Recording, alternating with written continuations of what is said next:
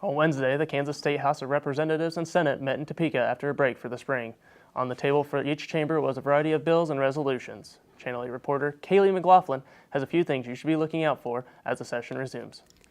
Thanks, Taylor. One specific resolution out of the House Committee on Federal and State Affairs called for the United States Congress to call a convention for drafting amendments to the Constitution to limit federal power.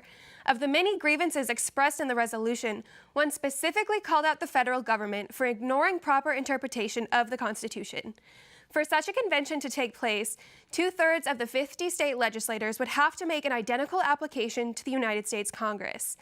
Another topic that was anticipated for this session was the prospect of Medicaid expansion in Kansas.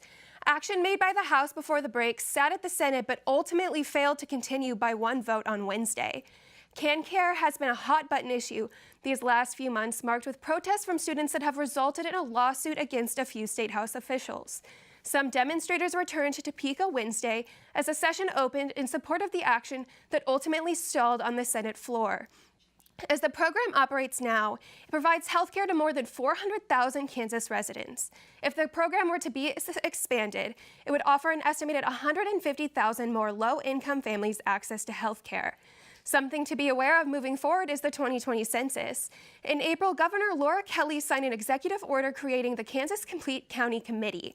Population information gathered by the census will be used to shape state legislative districts as well as decide how many seats Kansas will hold in the U.S. House of Representatives for the next decade. On Friday, the Kansas Supreme Court decided for the first time on the right to abortion in the state. In a move that shocked many, the court ruled that the state constitution provides the right for a woman to decide to have an abortion, meaning that even if Roe v. Wade is overturned by the United States Supreme Court, women in Kansas could still opt to end a pregnancy.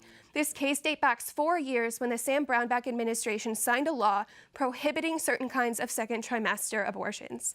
Kansans for Life almost immediately opposed the ruling. Moving forward, pro-life groups in Kansas are looking to pass a constitutional amendment that would override the right to an abortion in Kansas. Such a motion would require a 2/3 vote of each chamber and would then be put to a statewide vote. Taylor? Thanks, Kaylie.